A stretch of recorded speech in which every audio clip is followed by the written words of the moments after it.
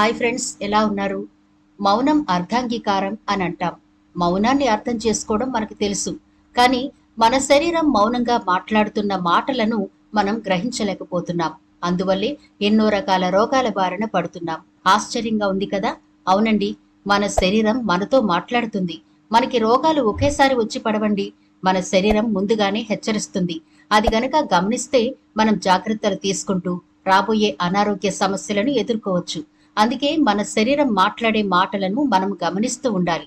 అది ఎలా మాట్లాడుతుంది, ఏ అవయవం ఎలాంటి సంకేతాలు ఇస్తుంది, ఆ సంకేతాల వల్ల మనం ఎలాంటి వ్యాధులను ఎదుర్కోబోతున్నాం అనే పూర్తి వివరాలను ఈనాటి వీడియోలో చూద్దాం. ముఖ్యంగా కాలేయ సంబంధిత సమస్యలతో మనం గనక బాధపడుతూ ఉంటే మన శరీరం ఎలాంటి సంకేతాలను చూపిస్తుంది అనే పూర్తి వివరాలు చూద్దాం. కాబట్టి వీడియో స్కిప్ చేయకుండా చివరి వరకు చూడండి.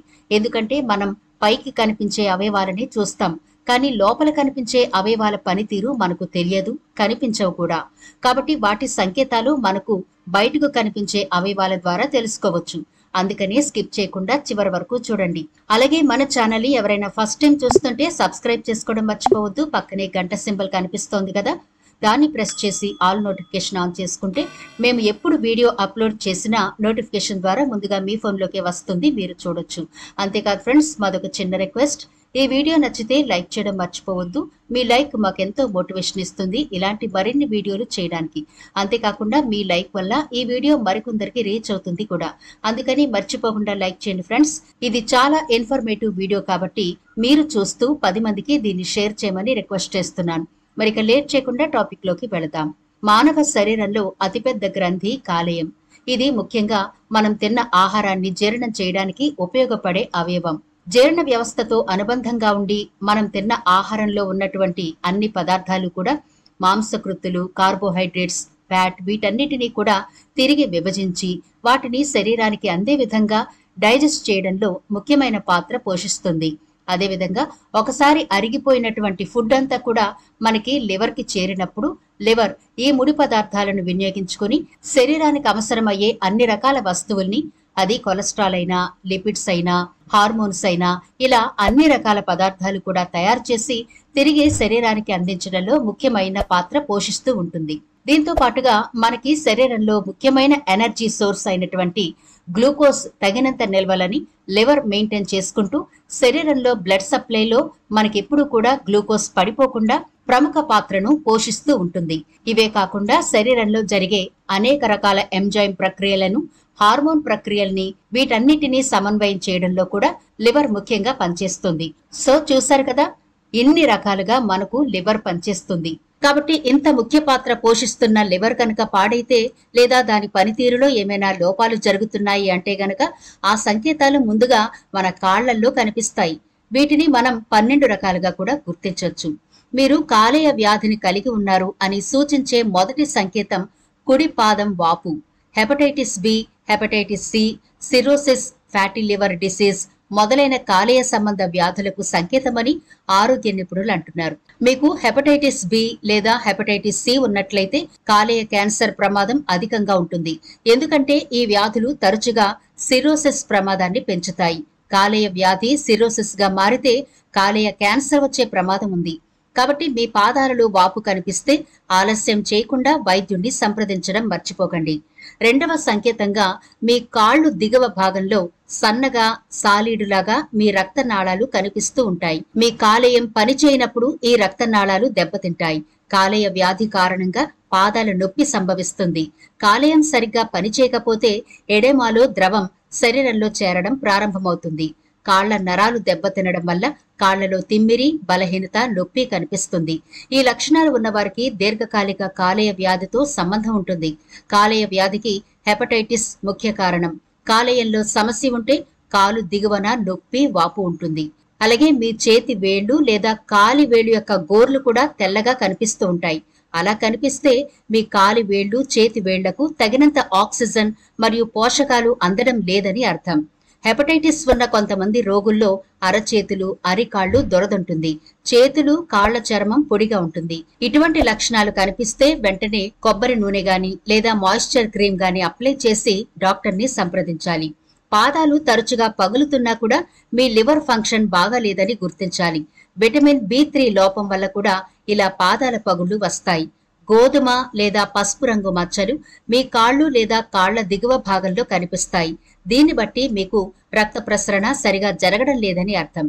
కాలేయం తన పని తాను సరిగా చేసుకోలేకపోవడంతో కాళ్ళు చేతులు కూడా ఎక్కువగా దురదలు వస్తూ ఉంటాయి. అలాగే మన శరీరంలో లేదా అరచేతుల్లో అరకాళ్లలో అక్కడక్కడ ఊదా రంగు లేదా ఎరుపు రంగు మచ్చలు చేతులు కాళ్ల మీద కనిపిస్తూ ఉంటాయి. ఇక పాదాల్లో తరచుగా మంట అనిపిస్తూ ఉంటుంది. ఇది కూడా కాలేయ పనితీరు బాగోలేకపోవడానికి సంకేతమే. పాదాలు వేడిగా ఉంటాయి. కాలి గోళ్లు ఇన్ఫెక్షన్ కి గురవుతాయి. కాలేయ సంబంధ సమస్యలకు ఇది కూడా ఒక సంకేతం. కాలి గోళ్లు పసుపు రంగులో మారి గోళ్లు కూడా కుచించుకుపోతాయి. గోళ్లలో ఫంగస్ పెరిగి బ్యాడ్ స్మెల్ కూడా వస్తుంది. కాలేయ పనితీరు బాగున్నప్పుడు మన శ్వాస కూడా దుర్వాసన వస్తుంది. ఇది మూత్రపిండాలు పేగు సంబంధిత సమస్యలకు దారితీయవచ్చు. లివర్ కు సంబంధించిన వ్యాధుల వల్ల కళ్ల రంగు పసుపు రంగులోకి మారుతుంది. అంతేకాకుండా చర్మం కూడా పొడిబారుతుంది. దాంతోపాటు చర్మ ఆరోగ్యం దెబ్బతింటుంది. మీ పాదాలు పసుపు రంగులోకి మారుతాయి. అంటే అరికాళ్లు అరచేతులు కూడా పసుపు రంగులో కనిపిస్తాయి. ఇది కామెర్లకు సంకేతం. హెపటైటిస్ సి ఇన్ఫెక్షన్ లేదా ఆల్కహాలిక్ లివర్ డిసీజ్ కారణంగా కాలేయ సమస్యలున్న వ్యక్తుల కాళ్లలో తిమ్మిర్లు వస్తాయి. ఈ రెండు సమస్యలు డయాబెటిక్ పేషెంట్లలో కూడా కనిపిస్తాయి. కాలేయ సమస్యలు ఉన్నవారిలో ఇది చాలా సాధారణం.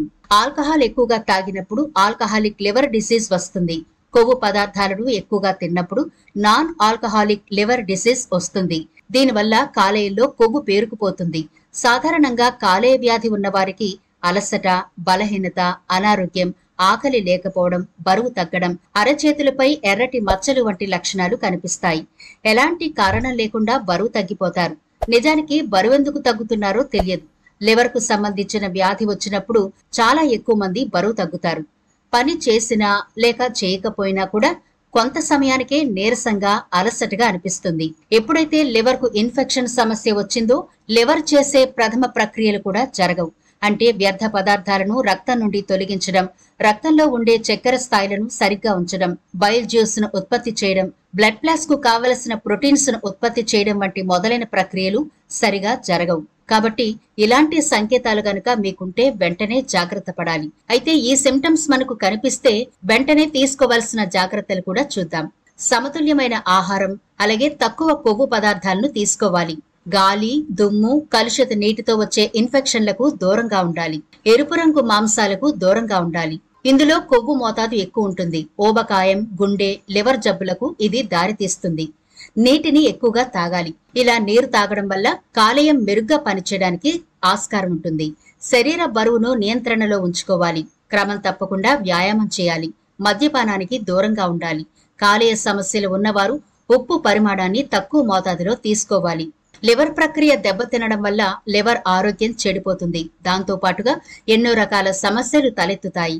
కాబట్టి తరచుగా చెకప్ చేయించుకుంటూ ఉండాలి. మీకు ఇలాంటి లక్షణాలు కనబడితే తప్పకుండా డాక్టర్ని సంప్రదించి సరైన మెడికేషన్ తీసుకోండి. 45 ఏళ్లు పైబడిన తర్వాత మరింత జాగ్రత్త పడాలి. మీకు ఇలాంటి లక్షణం ఏదైనా కనిపిస్తే అది తీవ్రమైంది కాదు అని మీరు భావించకండి. చాలా మంది ఇలా అశ్రద్ధ చేయడం వల్లే తీవ్రమైన వ్యాధుల బారిన పడుతున్నారు. మరి చూసారా ఫ్రెండ్స్, ఈ సంకేతాలు మీకుంటే తొందరగా మేల్కోండి. డాక్టర్ సలహా మేరకు ఈ సమస్యను తొందరగా తగ్గించుకోవడానికి ప్రయత్నం చేయండి. మన అశ్రద్ధే మన వ్యాధులు ముదరడానికి కారణమని మర్చిపోకూడదు. మరి ఈ వీడియో నచ్చితే 10 మందికి షేర్ చేయండి. అలాగే ఛానల్ ని సబ్స్క్రైబ్ చేయడం మర్చిపోవద్దు.